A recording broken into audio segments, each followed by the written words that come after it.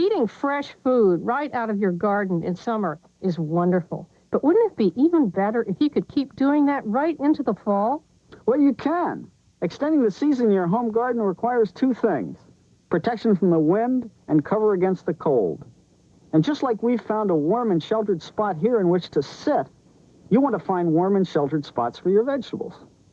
I'm Barbara Damrosch. And I'm Eliot Coleman. And if you'll stick with us for half an hour, we're going to give you some tips on stretching the season in your garden. On gardening naturally.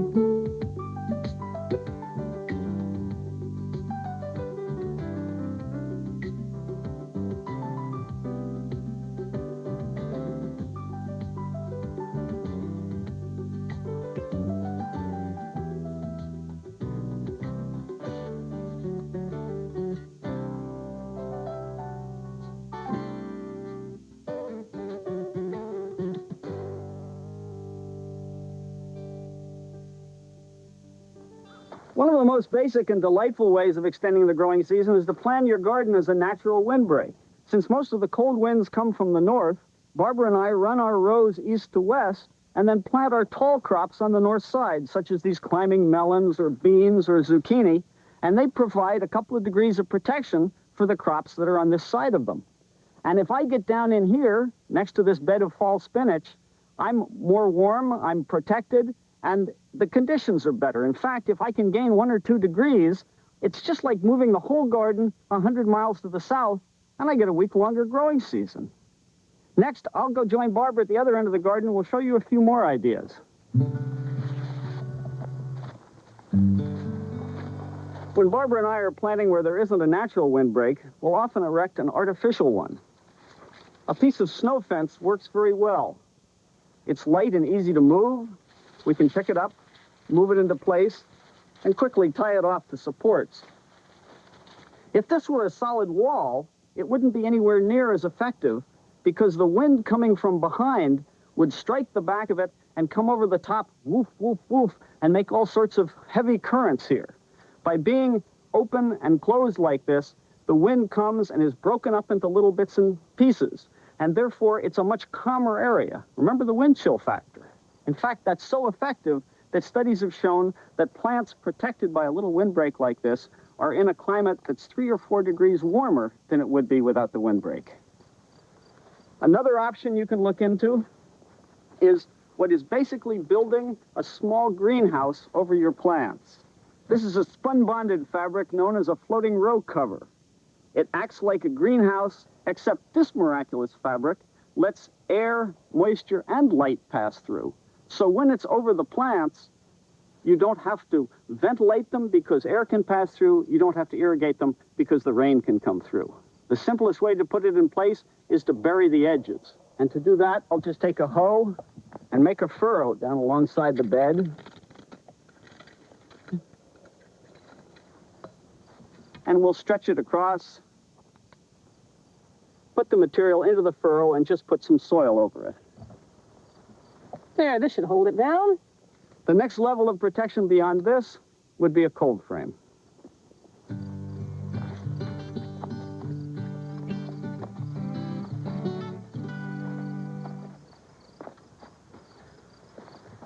A cold frame is basically a box that sits on the ground.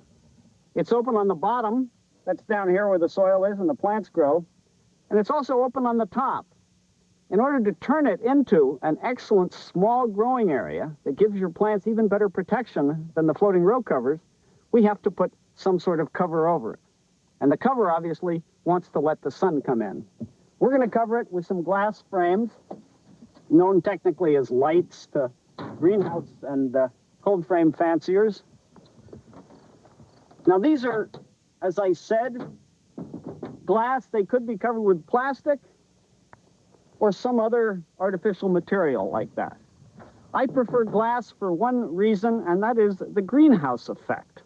Now this is one case where the greenhouse effect is a good idea. In fact, this is where the term came from. When the sun warms the soil, it collects heat there during the day, and that heat is radiated out at night. But that radiated heat can't pass through glass, and therefore it's trapped in here. And you get an environment that is even warmer than you would expect it could get. Also, The sides of the frame are solid, they're keeping the heat in, and it gives you a wonderful place for crops to grow. If this were a plastic cover, which is admittedly a lot less expensive, you can nail a sheet of plastic to these frames just as easily, it would also be an effective cover, but since it doesn't keep the heat from radiating out, it's only going to give you about 2, maybe 3 degrees of frost protection, whereas glass will give you about 6 degrees. Now, of course, once you've got the lights on here, no rain is going to fall on your crops. So it's very important to water. Very simply done by just raising up the end of the light, and there you go. Now, you're not going to have to worry too much about it when in the early spring or the late fall when the angle of the sun is really low. But the hotter the weather gets, the more you got to pay attention to this and water inside your frames. Now, the water makes your crops grow, and so does the extra warmth in here, but it can get too warm. And that's the most important thing to think about, because with a cover over a frame like this, you can cook your vegetables long before you're ready to eat them, because the temperature in there can get up to 120, 130 degrees, and that's not good for the growth of the plants. The easiest way to vent is just to open the lights a little bit. Now, most people do it by lifting them from the bottom, as Barbara did when she was watering, but I've found I get much more even ventilation if we raise the edge of them. For example, I will use a notch stick like this, 1, 2, 3, 4, 5 different notches that allow me to raise the lights to a different height depending on the weather. And just set it like that. I move back and I set the next one on the edge of another frame. I get a sawtooth effect, and this is nice. If there's a prevailing wind, I can open these so they're away from the prevailing wind, and then the wind can't come in and catch under them and blow them. If it's a very warm day, I'll vent them higher. If it's a cool day that just needs a little bit of ventilation, I can put it on the lower notch there. Now, what I'm aiming at in the off-season, spring and fall, is to get a temperature of about 60 to 65 degrees in here. Now, that isn't as warm as you might want out of doors for summer crops, but you don't want these crops to get too soft and grow too much. You want them to be hardy, because remember, it's going to get cold at night, and this is what you're protecting them from. And a 60 to 65 degree temperature in here, which you can easily gauge with a few days practice, put a thermometer in and see how it goes and how much you need to vent, is what's going to grow you the best plants. These are not your summer crops, these are hardy crops. And with these, they don't mind a little freezing and thawing. In fact, they thrive on it. And with the combination of hardy crops and a cold frame that you can harvest out of this frame, down to temperatures in the mid-teens. We're going to talk about these plants in the next part of the show. We'll show you how to set up your whole garden for a longer season, whether you're using cold frames or not.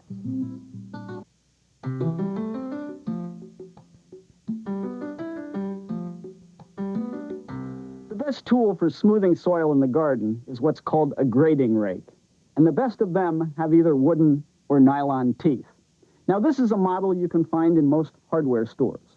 Wooden teeth, wooden bar across here, wonderful for smoothing and grading the soil, but even better, since it's made out of wood, I wanted it shorter, and I just cut it off to a 2-foot length that I needed to get into tight spaces. My favorite of these, though, is an imported rake with nylon teeth, because unlike the wooden teeth, I've never been able to break these, and that makes it a really wonderful tool. In addition to that, the way the handle is attached to the head, by being screwed in like this, I can change the angle of the head, and there's times when I want to do that. I modified this one, so when I'm working in close quarters, say in a cold frame, and I want to smooth right up to the edge of the wood, I now have a rake where the handle is coming off at an angle that allows me to do just that. If I had to limit myself to one type of crop in the garden, it would definitely be salad greens. They're at their best harvested fresh, right from next to your back door. But in order to do that, so you extend the salad season well on into the fall, you have to think ahead and plan ahead. The seeds have to go into the ground a couple of months before the eating takes place. And so I do some good planning. This area of the garden grew tall peas. And as you can see, they've been harvested and taken away, because I knew I was going to replace them with some fall salad crops. But because of that, I did some thinking and planting, even last spring when I put the peas in, by putting these 2 parsley plants in. They were alongside the peas, they grew nicely, and now they're ready to add to the fall harvest. Now, the major crop in here is spinach. And there's almost no work to putting in crops like this after peas, because I remove the pea vines by just cutting them off at ground level, leaving in a little bit of stem and a lot of root. And there's a reason for that. Peas are a legume. They have the ability to take nitrogen out of the air and store it in little nodules on their roots. And by the time I took out all these vines, the peas hadn't used up all their stored nitrogen, so it's sitting there like fertilizer, all ready for the spinach. And the spinach loves it. Now, I made sure of two things. First, that I planted an adapted variety. This is one called Indian Summer, obviously well named to be planted at the end of the hot summer, get a little growth on, but before the heat's too much for it, the cool fall weather comes along. And the second thing is water. This is a dry time of year, and when you're doing succession plantings to keep your salads going right on through almost to Christmas, you want to make sure you get plenty of water onto these crops. That's the one missing ingredient. Everywhere else, the soil is plenty fertile enough. Now, another crop in my salad selection is lettuce. And I've found with this particular variety, which I like, that I have to plant it about 2 months before my first fall frost. So that's when this was seeded. That means that about that time, I'll have good-sized heads, and they'll have quite a lot of cold resistance, frost and freezing resistance at that size. They can stand here, and I can harvest them over a good period of time.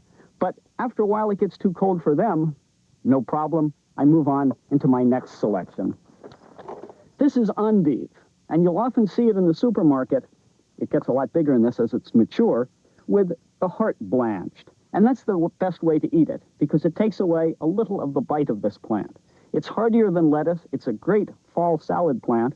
And since it's blanched, it offers you a whole nother opportunity to extend your season. We're going to put a blanket over this, just the way you pull a blanket up over yourself in bed on a cold night. And the way the commercial growers blanch it is to cover it. We're going to do the same thing with a sheet of black plastic, and then we're going to put some hay, maybe some bags of leaves or something over that to add extra insulation. Well, that blanches the heart of your endive and also insulates it from the cold. And you'll be continuing your fall salads on past any point the neighbors can believe. But the simplest way to extend your salad season is to grow a mixture of lettuces on a cut-and-come-again basis. Reds, greens, all together. I just come out when I'm ready for dinner, cut them off, put them in the basket, take them back to the salad bowl. The ones I cut this week look like that. The ones I cut last week are already regrowing. I'll cut these next week, and then I'll be back to these. Amazing production from a small area.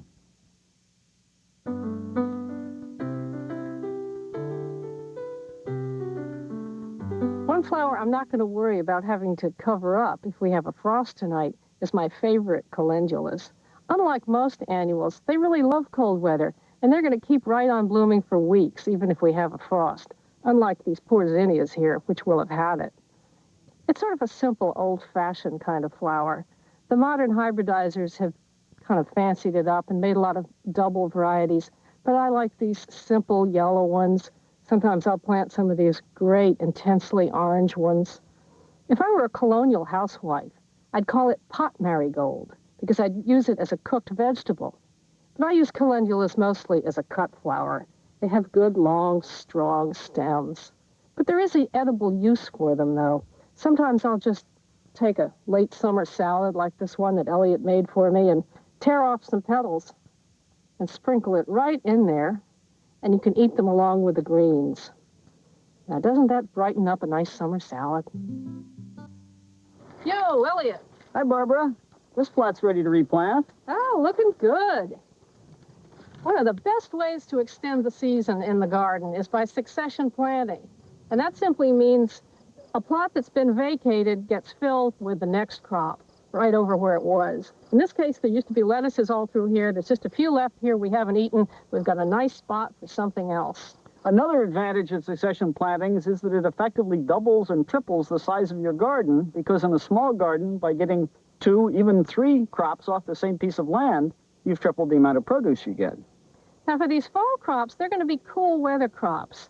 And they're going to be things that you normally would think of as things that grow in the cool weather of springtime. So I got whatever we didn't plant the whole packet of. I got radishes here, beets, and carrots. The question is, Eliot, what we still have time to get away with here. Well, I don't think we have time to get away with carrots. The way we calculate that is to count back from the time of our first fall freeze. Now, I didn't say frost, because the frost may come early, but these are hardy crops. They'll keep growing past the frost on to the first freeze, which is usually about 3 to 4 weeks after the first frost. And that way, we calculate from the numbers on the packet how many days before we have to plant. So these carrots take 70 days to harvest. I think we'll have to make do with the crop we got here. But those beets down there, we could take a chance on replacing them with these beets. 50 days to harvest, just might get away with it. Just might. Radishes, 28 days. They're a short Definitely thing. worth a shot. I'll leave you here to plant, and I'll go clean up the cold frame. Okey-doke. I'll get to work. Now, Eliot has already fertilized this bed. We tilled a lot of compost in the spring, and you can still see these clamshells that have been here for several years just slowly releasing calcium into the soil, and they're going to do that for another 50 years if we leave them there. So it's all ready to go. Don't need to put anything more in. Just going to start making some rows and put in my beets. One important consideration when doing succession plantings in a cold frame is to remember to renew the soil fertility. The crop in this frame, up until yesterday when we pulled the plants, was a beautiful tomato crop. We planted them early in the spring, and in the protection of the frame, they got off to a quick start, and they grew well all summer. But the tomato plants have been feeding here all that time, and they've taken a lot out of the soil. So in order to assure that the next crops are going to grow well, I have to add some more fertility.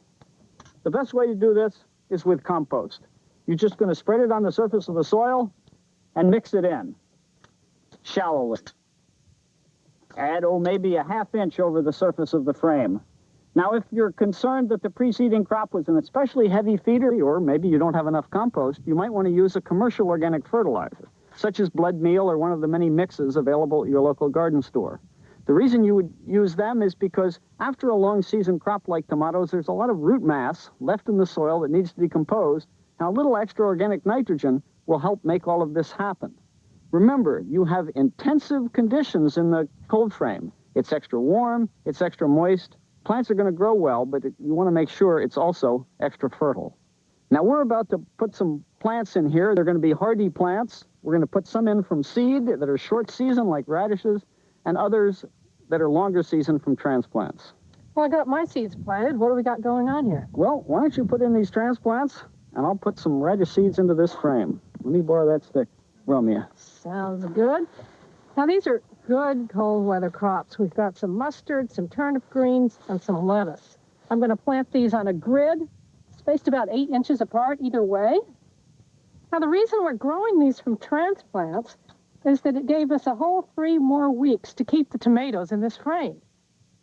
These were just grown on by themselves in soil blocks, another place in the garden. Now they're all ready to go in.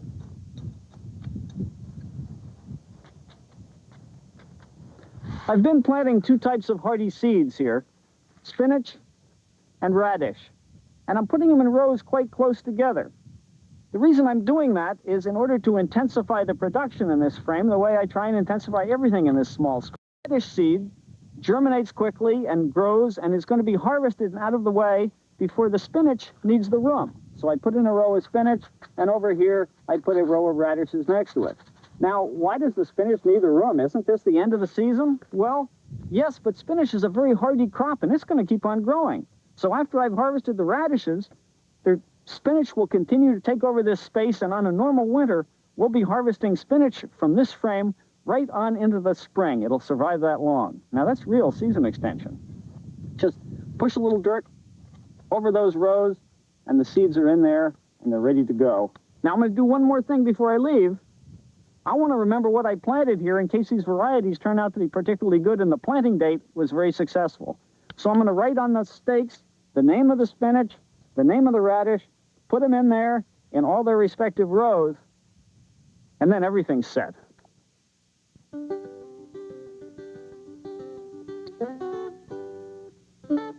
If you give your strawberry bed some extra late summer, early fall care, you can really improve production. I'm out here now cutting out the extra runners. Each runner is going to make a new strawberry plant, and if I let too many of them form, it's going to be too crowded. And if the plants are too crowded, I won't get as many of those nice, large, sweet berries I want. So I limit the number of plants that I let form. But you can do something with the extra runners. If these were an ever-bearing strawberry, one that keeps going late into the season, you can have strawberries long after anybody else. Come out here when the runners are forming with little pots filled with potting soil. Dig a hole, put them in there at the same soil depth so they'll stay moist, and then root the runners right into the pot. Each of these runners is going to make roots out of the bottom of it. That's what they're doing on the soil here. But this way, you're going to get them to root right into the pot, and then you'll be able to dig up these little pots with the strawberry plants in them and move them on into your greenhouse, your cold frame, anywhere you want to put them, and then keep that production going so far into the fall that the neighbors will be really jealous. The combination of windbreaks, floating covers, and cold frames makes season extension very simple, well within the ability and the budget of the average home gardener. And the results are so tasty that you're never going to want to limit yourself to just summer gardening again. On another segment, we're going to show you how to do even better, how to extend your harvest season right on through the winter. Meanwhile, we'll see you next time. And until then, goodbye and good gardening. Next on TLC, doing something for your home can be easy, even fun. Check and see here on Homebodies. Then, add value to your home with some serious improvements. The Home Pro shows you how.